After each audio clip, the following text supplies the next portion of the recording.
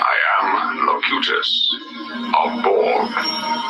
Resistance is futile. Your life, as it has been, is over. From this time forward, you will service us.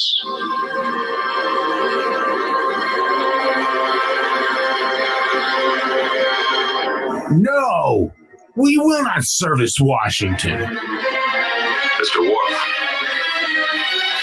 fire.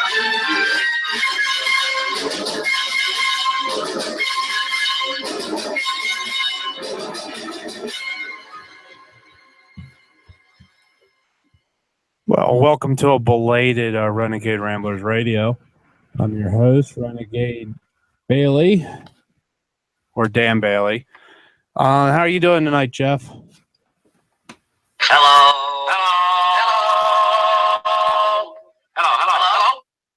Hello. How are you tonight? What'd you do? Get a reverb machine? Oh, it didn't come through? No, I kept saying hello. That was the Three Stooges. Playing the Stooges, huh? Hello.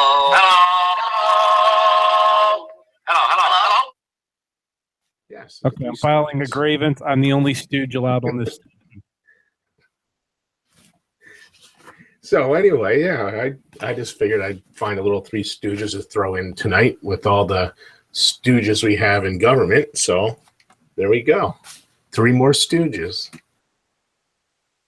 We don't need no more government officials now. We have enough. No, we don't. So what is going on at the Bailey residence waiting for Snowmageddon?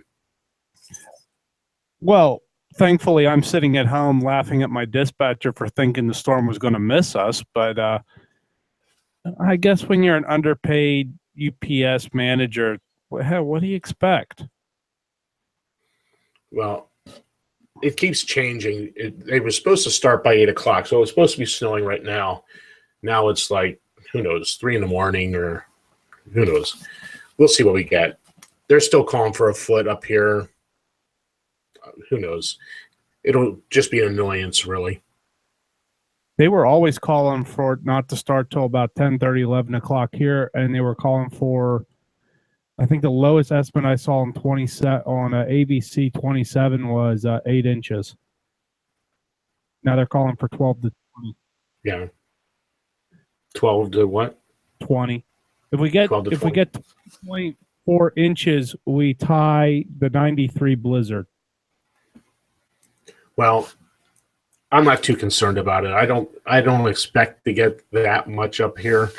I think it's going to stay mostly east of us, but we'll see. We're going to get something, and we'll talk about it more later. My view with snowstorms, my friend, is go big or go home. Right. If I'm going to be off work, I want to be buried. Yeah. Well, years ago, I moved out to Colorado, and the first winter I was there in November, we had, it was 10 days of snow, and we got 110 inches, so about 11 feet in 10 days. It was a little snowstorm. Well, if you move straight north of you, roughly about 2.5 hours, they get over 300 inches of snow a year. Right. That's what Steamboat Springs, that's about what we got, about 350 inches a year. So it was always, when I moved back here and these little, 2-inch snowstorms and everyone loses their mind, can't drive. And It just kind of like, really, don't live out west. I'm sure our friend Suzanne knows all about that. Try moving from Chicago to Alabama and the word snow comes up in the forecast and they all lose their minds. And you don't even get I spent a little time in Greenville, South Carolina. I know exactly what you're talking about. Just the word snow and they all panic. It is downright ridiculous. And it's hilarious too, because if you've driven in the north at all and you know what this looks like, you just sit back and go, hey, it'll be off the roads in about a day, people. What are you panicking for? It's not like you live out where Suzanne's at and you're going to get 4 feet of snow and be stuck in your house for 2-3 weeks at a time. Right. Well, that's, in South Carolina, it was the same way. I mean, the first snowflake, it was just a snowflake in the air and they canceled school. It's like, really? My brother a snowflake. Yeah, my brother lives in Augusta, and I think it was 2 years ago when Atlanta got that big ice storm. They had snow in the forecast. They closed everything down the day before the snow even got there. So, like, the snow hit on Wednesday. They were closed Tuesday, Wednesday, Thursday. It's like you got a dusting of snow. My brother was laughing his butt off because the only place where the snow laid was in the grass, and it was only a dusting at best. And it's like, you guys canceled school and everything for that. But we digress. Yes. Let's move on. Let's get on to your ramble for the night, and then we can come back to the snow thing later, and we'll talk a little bit prepping corner and stuff. But so what do you have for your ramble tonight? Well, since I had to renew my concealed carry permit today, we're going to discuss the PA constitutional right to bearing arms. Well, today I had to go pay my $20 for my right to conceal a firearm on my body for my own protection. First, let me cover what the state constitution actually says. The state constitution actually says the right of the citizens to bear arms in defense of themselves and of the state shall not be questioned. This is found in Section 21, Declaration of Rights, Constitution of Pennsylvania. Well, my first complaint is, why do I need to apply and ask permission for a right that, according to my state constitution, says shall not be questioned? I would say that is unconstitutional, but that isn't the worst part. While the state constitution is clear on my being questioned, there is also 139 pages of law that are also applicable to my owning and carrying a firearm. Now, honestly, how many pages of legislation does it take to say don't brandish it or threaten people with it and don't kill innocent people with it? But no, it takes the PA legislature 139 pages to inform me of this, which is one of the reasons why the PA legislation does not need to always be in session. We don't need you guys in session all year. Go get a real job. Seriously, I know I'm a trucker and not a lawyer or politician, but honestly, do we need laws that are so complex that not even the lawyers and politicians can make sense of them? And side note, if I'm going to elect an attorney general and the attorney general is going to take a question and say, I cannot answer that because of some BS law, why do I need a state attorney general? Just throwing that out there. If a citizen asks you a question, why can't you just give them an answer? It's not like it's a life or death question. It was dealing with reciprocity at the time. Luckily, that attorney general is now sitting in prison. Again, I digress. Now, on to the fee.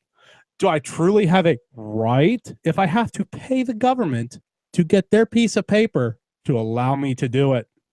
I would say no. And again, I would say that forcing me to pay the said fee is a violation of my so-called constitutional rights. Now, the fee is to pay for the background check. Does anyone see a problem with this?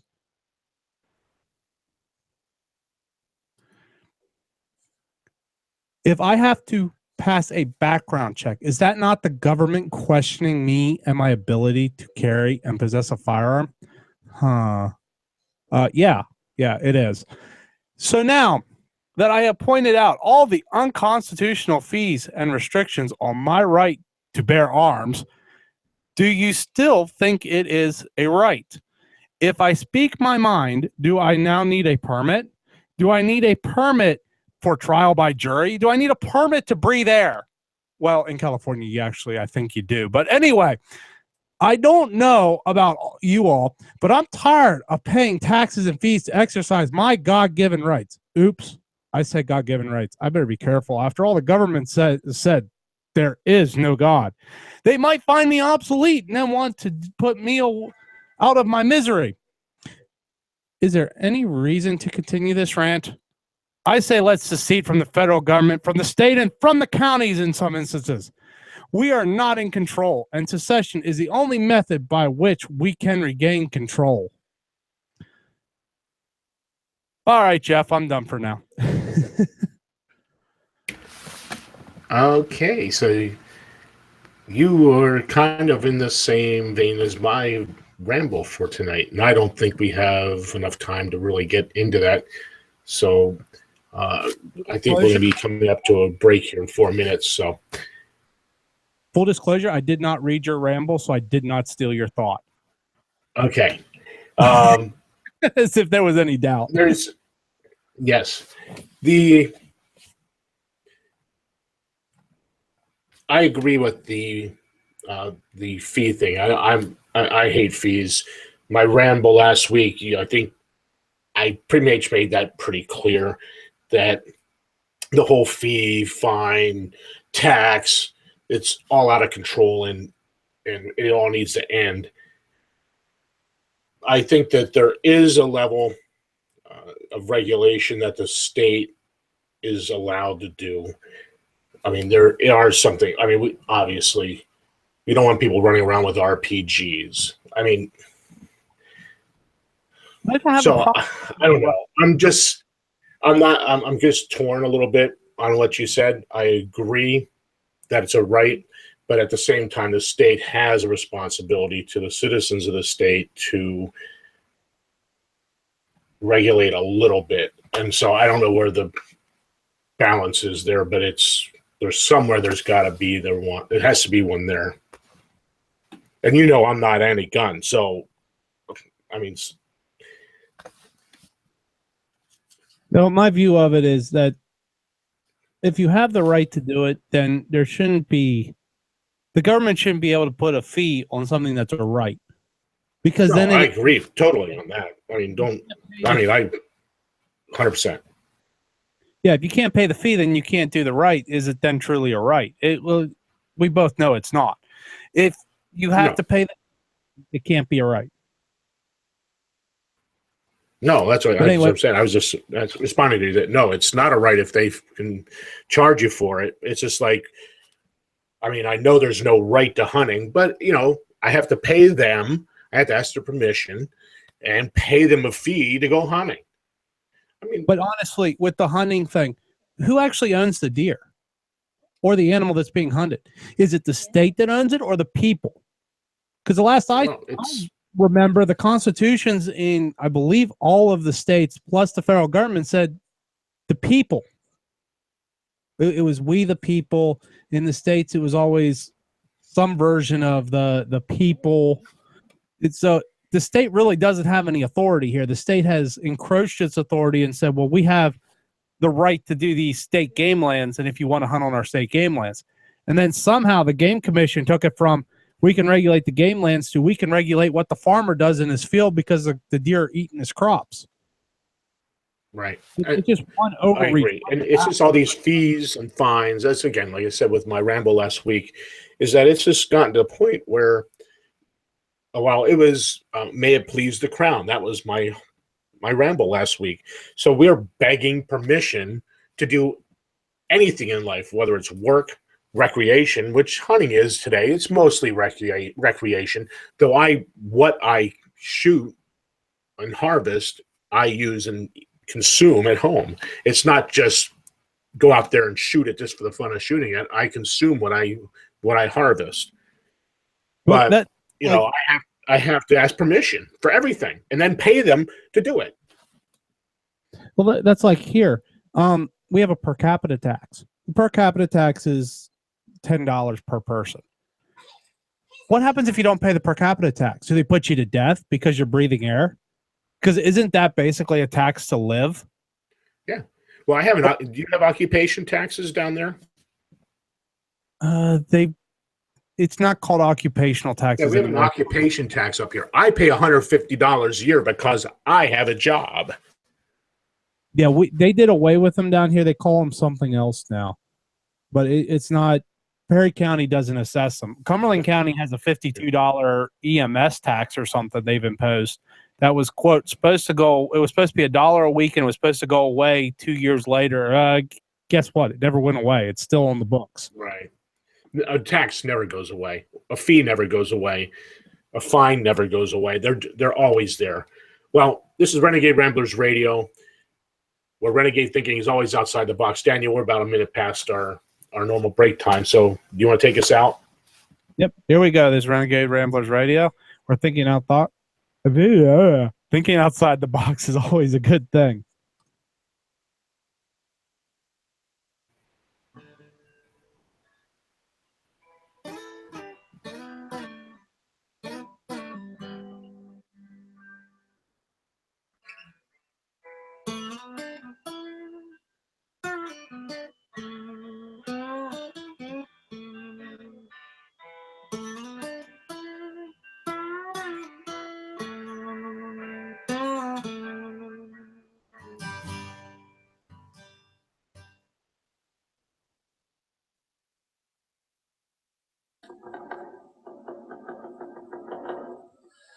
You've been under investigation, Mr. Wordsworth, for the mandatory period of 1 year and 11 months. You're found to be obsolete. The purpose of this hearing is to make a finding in the matter and make a sentence accordingly. Do you understand that, Mr. Wordsworth?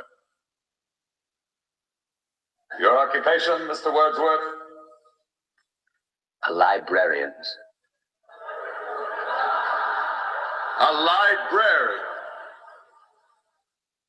Having to do with books. Yes, sir. Books. Since there are no more books, Mr. Wordsworth, there are no more libraries. The field investigators in your sector have classified you as obsolete. Your rights are as follows, Mr. Wordsworth. You are to be liquidated within a period of 48 hours. You are obsolete, Mr. Wordsworth. A lie. No man is obsolete. You have no function, Mr. Wordsworth. You're an anachronism, like a ghost from another time. I am nothing more than a reminder to you that you cannot destroy truth by burning pages. You're a bug, Mr. Wordsworth, a crawling insect, an ugly, misformed little creature who has no purpose here, no meaning. I am a human being. Delusions, Mr. Wordsworth, delusions that you inject into your veins with printer's ink, the narcotics that you call literature, poetry, essays of all kind, all of it an opiate. You have nothing but spindly limbs and a dream, and the state has no use for your kind. I don't care. I tell you, I don't care. I'm a human being. I exist. And if I speak one thought aloud, that thought lives, even after I'm shoveled into my grave. The Chancellor, the late Chancellor, was only partly correct. He was obsolete. But so is the state, the entity he worshipped. Any state, any entity, any ideology that fails to recognize the worth, the dignity, the rights of man, that state is obsolete.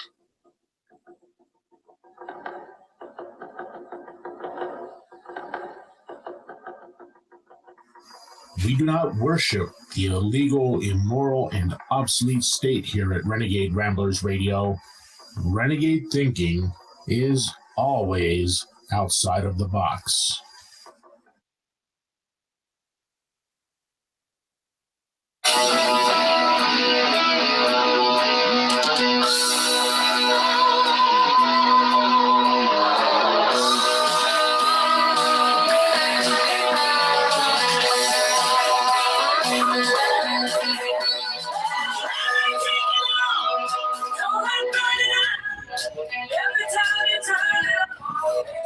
Shout.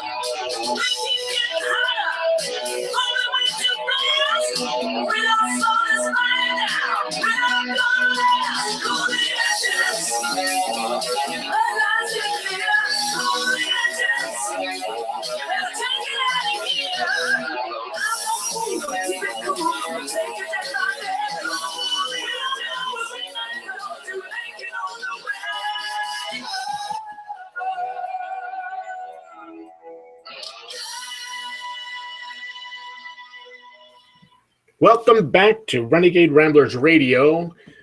This is Jeff Johnson, and I'm the co-host here with Daniel Bailey. And right now I'm going to get right into my ramble for now March 13th, 2017. And it's titled, Where Do We Go From Here? In the past weeks, I have discussed serious issues that we face today.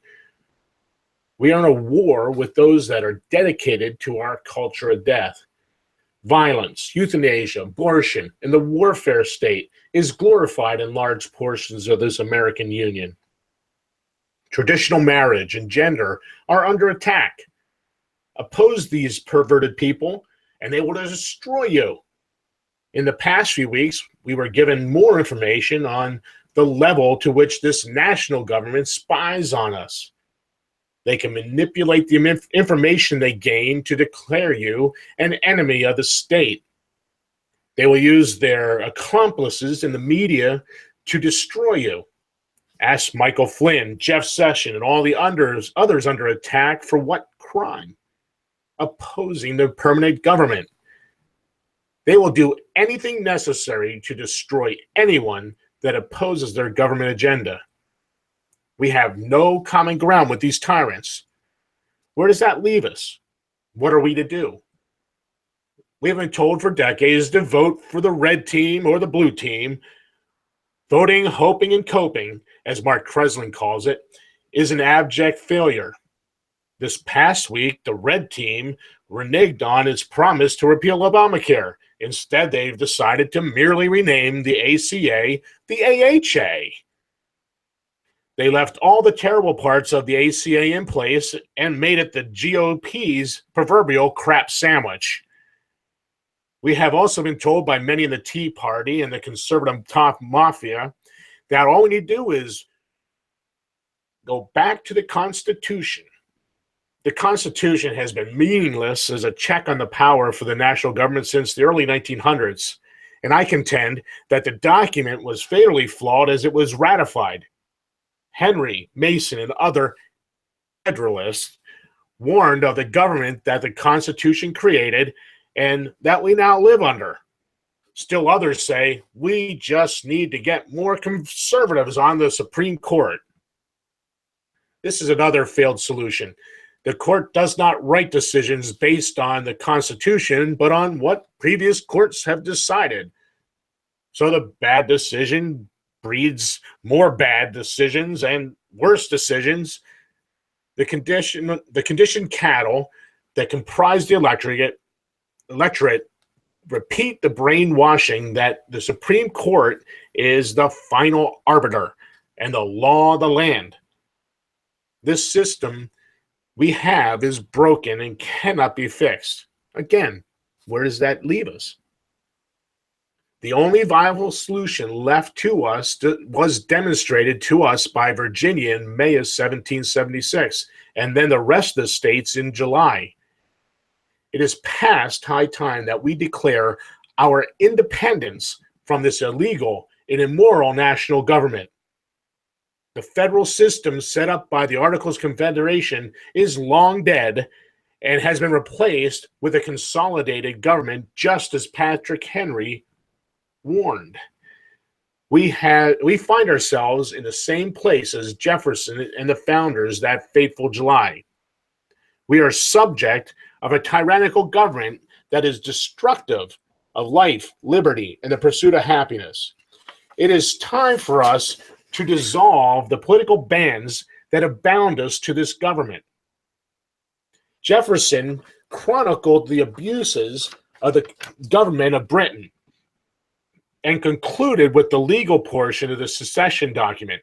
It reads as follows: We, therefore, the representatives of the United States of America in General Congress assembled, appealing to the Supreme Judge of the world for the rectitude of our intentions, do in the name and by authority of the good people of these colonies solemnly publish and declare that these united colonies are and of right ought to be free and independent states, that they are absolved from all allegiance to the British Crown, and that all political connections between them and the state of Great Britain is and ought to be totally dissolved, and that as free and independent states, they have full power to levy war, conclude peace, contract alliances, establish commerce, and to do all other acts and things which independent states may of right do. And for the support of this declaration, with a firm reliance on the protection of divine providence, we mutually pledge to each other our lives, our fortunes, and our sacred honor. We have come to a crossroads. We must either submit to tyranny or we must declare our independence. There is no middle ground anymore. I now declare before God and all of mankind, I will not be a slave to these megalomaniacs in government any longer. I pledge my life and fortune and sacred honor to this glorious cause. I withdraw my consent and declare my independence. What does that mean? I'm not even sure at this point. It is something that we will have to work out in the weeks and months ahead. I will make the same declaration that my favorite founder made, and I renew it today as my own. Give me liberty or give me death. That is my ramble for March 13th, 2017, and you can read it at blatheringrambler.wordpress.com, and you can make comments there as well at blatheringrambler.wordpress.com. And Daniel, I love that you played that specific piece before on the break, because that whole point about them worshiping the state, that is precisely what they are doing. It has become the God, the civil religion. They replaced government, God, capital G, with government. Oh yeah, and it's just ridiculous. Like, okay, you brought up Patrick Henry. I think we figured out where what Patrick Henry meant when he said, where is the enemy in this quarter of the globe that requires this massive accumulation of armies and supplies? And he finished with, we are that enemy. If we wish to be free, we must fight. It's just, I dare say if the founders were still around, we would have had another revolution by now. Yeah, what enemies around here that we need the NSA and CIA spying on us through our TVs and telephones? We are that enemy. Yeah, well, of course, the enemy they tell us we all need to hate, which is ISIS and them. They've been bringing them in by the droves against states like Tennessee and Texas's wishes to start with. But and then they use it as justification to spy on us. And for some reason, the vast media industrial complex doesn't see a problem with it. If you speak up against it, well, you're an Islamophobe. No, I'm a concerned citizen that sees a problem here that the government is purposely doing something to get more control. Right. Well, our friend Greg was talking about this today. Is that I don't remember if it was on Mike Church's show or which one he was on, but he was talking about the fact that they use this war on terror as the excuse to perpetuate this spy-fair state. So there's hundreds of billions of dollars at stake for these people, and all these hundreds of thousands of people owe their living to the spy-fair state. And well, they have to have a reason for it to keep going on. This is Renegade Ramblers Radio, where renegade thinking is always outside the box. And you're listening to Daniel Bailey and Jeff Johnson. What are we going to do now, Daniel? Well, actually, it's a break, so I'm going to play a little Jean-Luc Picard here and a little music to come back with, and then we can get into that federal court ruling versus Texas. So this is Renegade Ramblers Radio, where thinking outside the box is a good thing.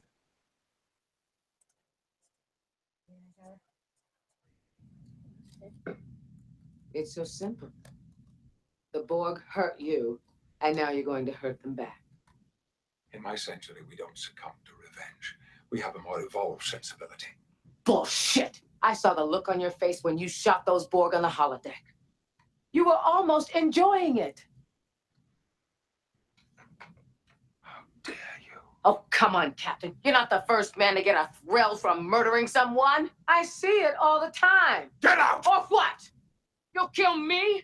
Like you killed Ensign Lynch? There was no way to save him. You didn't even try. Where was your evolved sensibility then? I don't have time for this. Oh, hey.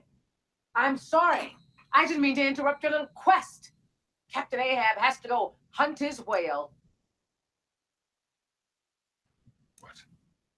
You do have books in the 24th century.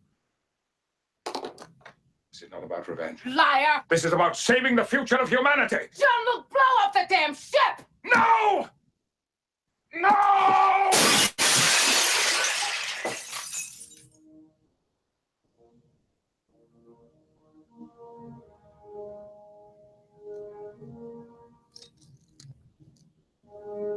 will not sacrifice the Enterprise. We've made too many compromises already, too many retreats. They invade our space, and we fall back. They assimilate entire worlds, and we fall back. Not again. The line must be drawn here. This far, no farther. I will make them pay for what they've done.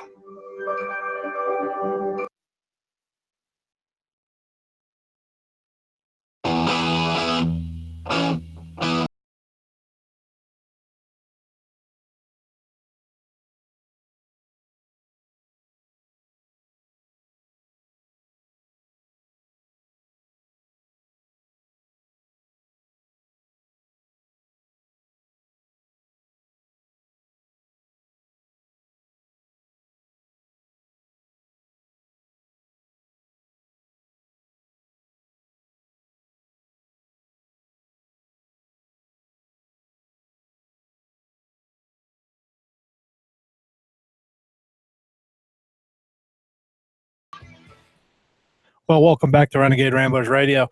This is Dan Bailey, your host.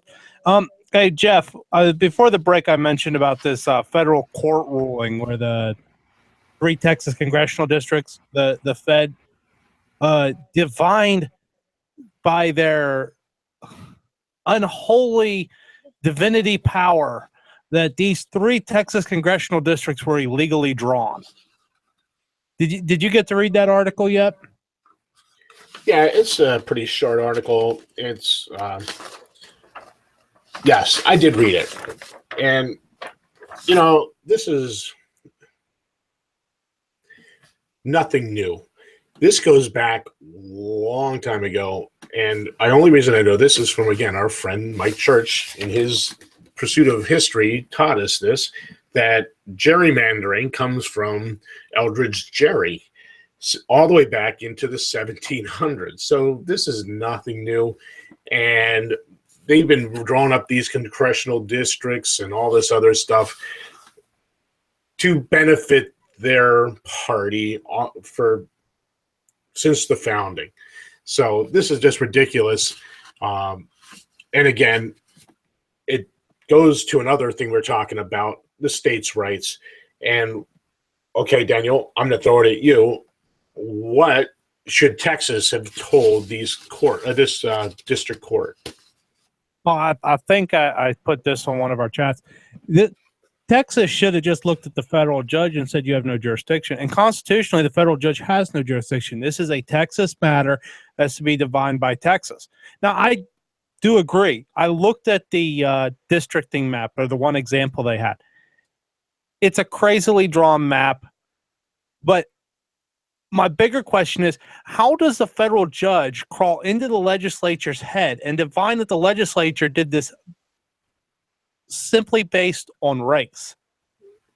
Right. That's the crux of this. So, folks, if you were reading this article, the crux of this ruling is that they drew this district to disadvantage a race. I don't know. I never did see in here what race was being disadvantaged, but that was their whole point. And Daniel's correct. If you had this map in front of you, it runs from Austin all the way down into it's downtown San Antonio. So it's just this long, narrow little thing. And I think what it does is Austin and probably the downtown of San Antonio are probably both fairly liberal Democrat areas. And so it picked up a whole bunch of little Republican towns in between, probably, to make it a competitive district, but is my guess. If you look at it, a couple miles of it is just interstate. I think it's 35. It literally just it goes right down along through there. It's probably, I don't know, probably 4 miles wide along the interstate there. Would you say? Maybe? That's my guess. But I mean, it's hard to say. I mean, I'm looking at a map without scale, but the Congress was really clear on this. It's the state's jobs to determine their districts and their the way they want to handle their elections. The Fed has no jurisdiction. And okay, so the Fed says this congressional district is unconstitutional, which I would love to know, or my bad, they said illegally drawn. How does is a federal judge going to make them hold new elections now? Is a federal judge then going to throw out a member of Congress? He has no jurisdiction over a member of Congress to begin with, because Congress regulates Congress. So now is he going to call on the Speaker of the House to hold ethics hearings to throw out a member of Congress who doesn't get to write the district anyway because it's the legislature's job? Right. It's totally ridiculous. And the federal judge purports to be able to write or to draw up districts better than the legislature. Well, that's the legislature's job. This goes back to my ramble. I mean, like I said, they're not deciding on law, on the Constitution. They go by, well, in this case, they're just going by what they think, what they make up. But in other places, they use the stare decisis or whatever that is. I'm not a lawyer, so I don't know how to say that word, right? But anyway, it's past decisions. But see, here's the funny thing: that one district that I was telling you about that has that real tiny strip, that's actually owned by a Democrat who probably can't hold that district had it not been drawn that way. Right. Because he probably couldn't have. If they took that little strip out of there and made part of that all part of San Antonio and the other part of up there part of Austin, it probably wouldn't hold for the Democrat. I mean, it's, again, the state needs to just tell them no. Period. I don't know that the state of Texas even has the guts to say no. That's the problem, because they're in on it too, just like all the other 50 states, that they're looking for their piece of that $4 trillion pie that they know is there. So they're not going to say no. Yeah. I'm still trying to figure out how the federal court divined that they have the authority to even hear the case. It's clear.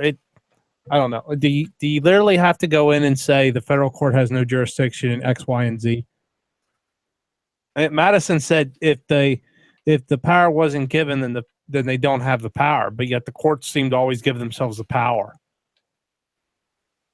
Right, and that's the whole thing. So they're making the law. We don't even really need legislatures anymore. We have judges. They should just make the law, and they know better how to run our lives, what's best for us, what's best for the Congress. They know. We don't even we don't need a legislation. Why have them anymore? Look at what they did to superfluous. Look at what they did to Trump's executive order. What was about 3 weeks ago? According to the laws as written by the Congress now, and the Congress is supposed to be the top of all the branches of government. The Congress gave all this power to the president to say who can and who cannot come into the country and for what length of time if the president believes that the welfare or safety of the people is at risk. Trump said, these group of people mean us harm. I want them out for 120 days. a federal judge in Washington then comes in and says, no, Mr. President, you don't know what you're talking about. I know more than you do. And then the Ninth Circuit goes and upholds the stupid decision. So now we have one judge can overrule, 500 some members of the legislature or the federal legislature, plus the president, because he knows better than the elected officials. And not one elected official in the Congress said, that's it, we're starting impeachment trials. Because remember, for a federal judge, for impeachment, all you have to do is say he's not serving in time of good behavior. This would qualify as not in good behavior.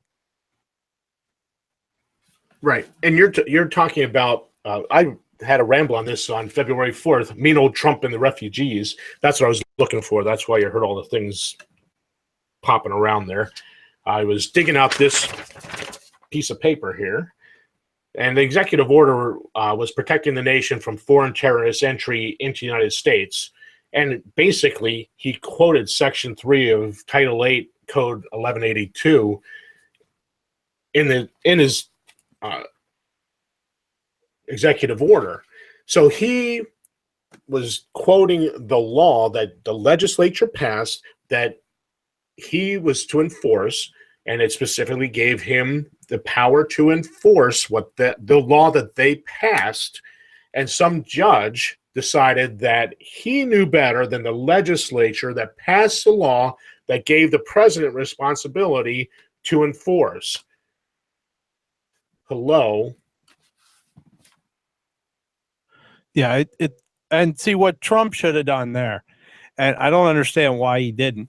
All he would have had to do is instruct Sessions to basically tell the federal judge, we don't care what you say, the law's going into force as I stated, and cite the law, and then dare Congress to stop them. Because we all know Congress has no spine, so Congress isn't going to do anything. And the federal judge has no enforcement arm without the DOJ. So right. Sessions going to start a special investigation on Trump bypassing the federal judge? No, that's not going to happen. And the state attorney general won't have the authority to do it to begin with.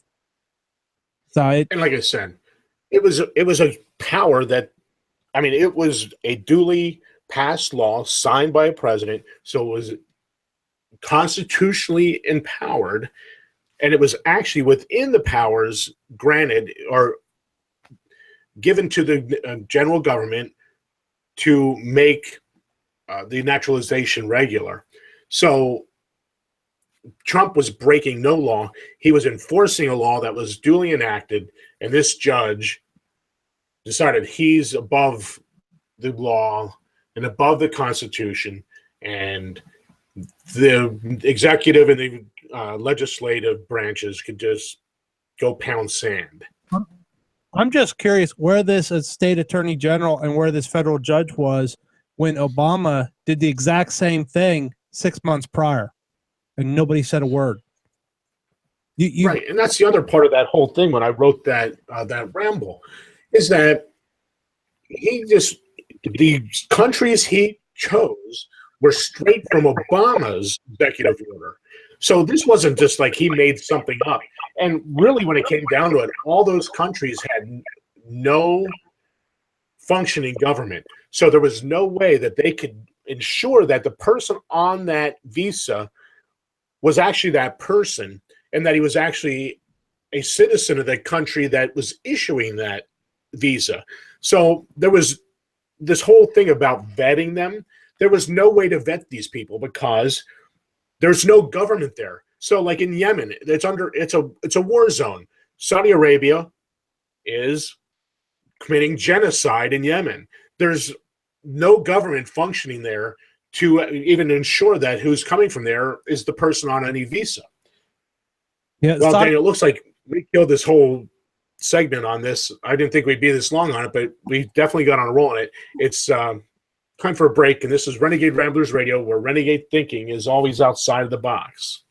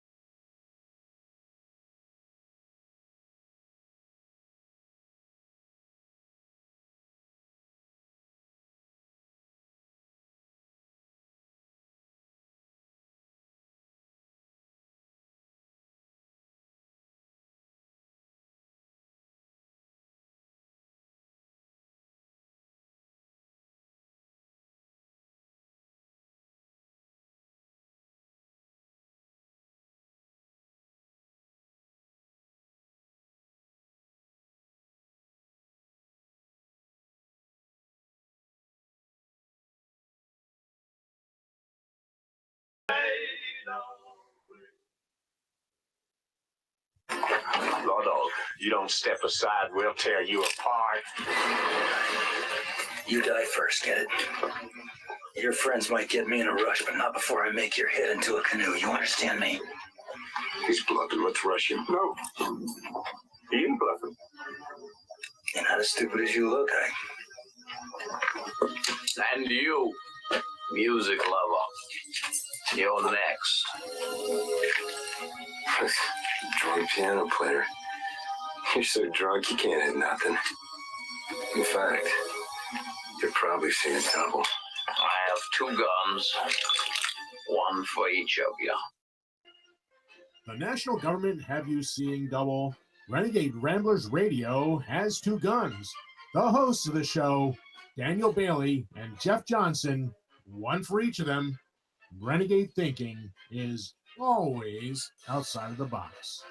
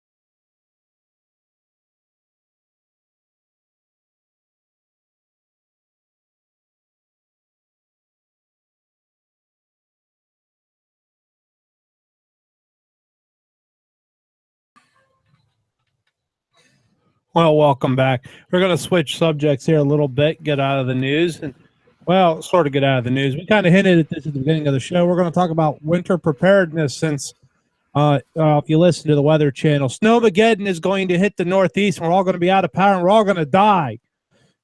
But I digress because, look, in the Northeast, we deal with these big storms all the time. The most I've ever seen where the Northeast has been locked up and shut down has been about a week, and that was in '96 when we had back-to-back blizzards. So, sorry, I don't get all excited about this, but we're going to go ahead and cover a few topics here that may or may not keep you safe. My biggest tip is if you lose power, don't bring your grill in the house. You will die of carbon monoxide. You won't smell it. You'll just get a headache. You'll pass out. You will die. So don't do that, please. Because Yes. What's your tip, Jeff? Don't do stupid. Yeah, don't do stupid. Prepare ahead. Well, it's a little late now to We prepare. all know that things are, when these things happen, most of the time the power is going to go out in a lot of areas. One of the best things you can invest in is a generator. Yes, they're not cheap. I mean, it's one of those things. If you're going to try to get through it, you're going to have some way to keep all your food in your refrigerator and freezer going. And with us out here in the country, out in the foxhole, we have to have power to get water up out of the ground. We have wells. We don't have city water that's going to keep flowing water to us. So, one of the best things you can have is a generator. Now, yes, I realize that, that's probably out of reach for some people, but it really is a real necessity out here in the hinterlands. So Jeff, to digress a little bit here, me and the wife were talking about this tonight. If you were to run out of power and your heat didn't work, how would you be able to drain your pipes in order to keep them from bursting, or would you have to? I don't think you could slow drip because you're on a well. Yeah, no, I have a real emergency backup. I keep a kerosene heater, and that is really seriously last resort because even kerosene heaters, there's always that possibility of carbon monoxide poisoning with them too. But that's like absolute. I mean, I have no other choice. Response to losing power just to keep the pipes from freezing. All right, because we were talking about it here, and it's like I'm on city water because I live in a city, and I'd rather not live in this borough, but I live here for now, so I'm kind of stuck. My idea would be, since the borough is responsible from the meter back, I would shut off the water at the meter, and then I have a sink in the basement that's like right after the meter. I would immediately turn that on, drain all the water I could out of it, and then I'd drain my boiler out. And I figure I got about 5 or 6 hours to get all that done before, things start getting serious with the cold. Luckily, everything's in the basement, so, draining it out the basement door is not going to be real difficult. But that's the only way I could think of, because you can't put a boiler on a slow drip.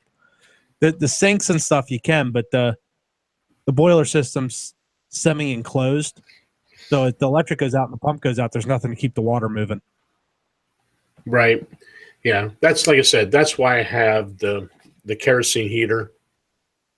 It really wouldn't heat the house, but it would heat the area where the bathroom and the kitchen are over on this end of the house. So it would actually at least protect the water pipes. I mean, you have to make plans for those things. The other thing is you got to be prepared if you're going to be out. Now, like in Pennsylvania, isn't there a travel so-called ban or something going in effect right now? I haven't seen the news. Right now, Governor Wolf, which this is about the only decision Governor Wolf's made that I actually agree with, there is a 45-mile-an-hour speed limit that's going in effect on all highways for all vehicles as of 10 o'clock. Also at 10 o'clock, if you are driving a tandem tractor trailer, was a set of doubles. We don't have tandems. I don't know why he said tandems, but the roads have been banned for commercial travel. We'll just put it that way, because you're not allowed to have doubles. You can't have trailers. You can't pull trailers. You can't have empties. Buses have been banned. And here, Jeff, you'll love this one. You can't ride your motorcycle right now because, daggone it, there's a snowstorm. Yes. I'm kind of a little confused. Okay, so the storm is not supposed to start until early in the morning tomorrow, and he's going to enforce a 45-mile-an-hour speed limit on all roads in this Commonwealth of Pennsylvania. From 99 east and north and west of there. If you know where 99 right. Interstate. Yeah, I live right on the 99 corridor, just about. Yeah, and the entire toll road is going to be 45. It's just toll roads? No, state roads? This is the entire interstate system. He has the power to do it, or at least he's claimed the power to do this. They've done it in the past, so I don't know why he wouldn't. But yeah, there's a 45-mile-an-hour speed limit on all interstates, and commercial travel is banned. The storm's supposed to start around here at 11 o'clock or 2,300 hours.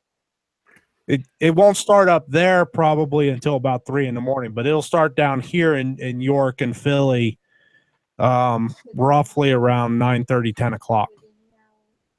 So anyway, if you're out on the roads and you happen to get stuck in this, you really have to be prepared. You really need to have your bag, your get-home bag that has warm clothes, dry clothes in it, because if somehow you get wet, you need to get dry or you're going to freeze, and then you're going to have frostbite or potentially worse. You could die from hypothermia.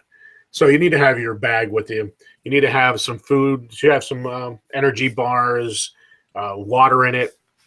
So if you get trapped along the road, can't move, again, be careful running your vehicle. As the snow piles up, you may start to introduce carbon monoxide into the vehicle. So be very careful thinking you can just run your car in a blizzard where the snow is just getting deeper and deeper and you're stuck.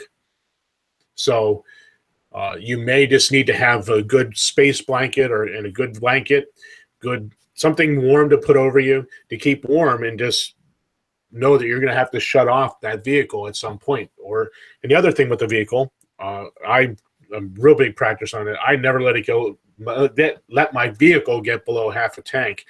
as soon as I hit half a tank, I'm looking for the gas station and I fill up because I always keep it near full. I don't know what. Do you have anything else that you do, Daniel? Yeah, if you get stuck in a snowbank, make sure you clean off the top of your car. Not because it saves energy, but if somebody sends a search party out for you, they'll notice a bright red car roof sticking out of a snowbank a lot quicker than they're going to notice a car buried in snow. Also, I would suggest staying with the vehicle as long as possible. Like I said, most times in the Northeast, we get the roads cleared pretty quickly after a major storm like this. But if you start walking out, the National Guard and the EMS are not equipped to come find you and drag you out of a snowbank right now. So if you get stuck, stay with the vehicle, keep the top of the vehicle cleaned off, call for help, let them know where you're at, but don't expect them to be there anytime soon. If you're not life-threatening, you're not dying, they're not coming for you right away. And even if you are dying, they're probably not coming from you for you in the middle of a big storm. I mean, look at some of the hurricanes. I mean, the same stuff with these bags, carrying a bag in your car with things to keep you alive in the event of a weather event, whether it's a snowstorm now or a hurricane later or tornadoes. I mean, if there's stuff going on, they're not coming. You better be able to take care of yourself. And that also includes what you talked about on your rant earlier, is you should have a firearm on you to defend yourself. I mean, because in some of these events, people take advantage of the lack of law enforcement and other government services being available. Right. And like I said, or like I'm going to say here, if you don't have to travel, don't stay home. I'm a trucker. Trust me, I'm sitting at home right now. I'm not working tonight. Yeah, it's going to hurt my paycheck. Guess what? I'd rather be at home safe than out on the road. Second, if you have to travel, make sure you dress appropriately. Dress as if you may have to walk the rest of the way. Don't dress like you're going to the Bermuda for the weekend. And I right. Guys that work that dress sports. We got guys that dress clothes. I mean, it could mean the difference between life and death, or even losing toes and fingers.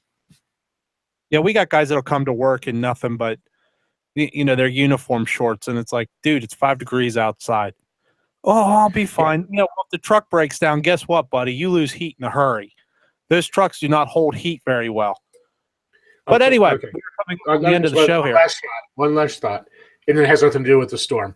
It's really funny. In prison, you get these civilians that come in Crocs and these sandal things.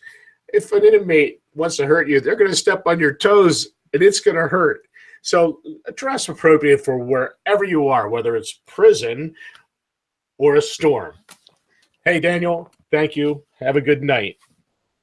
Yep, this is Renegade Ramblers Radio. You can catch us on Shoutcast under Renegade Ramblers Radio. You can catch the podcast now. I'll try and get a link up. And we do have a Facebook page, so feel free to hit that up as well. This is Renegade Ramblers Radio, and we are out for this week. Catch you all next week. Goodbye.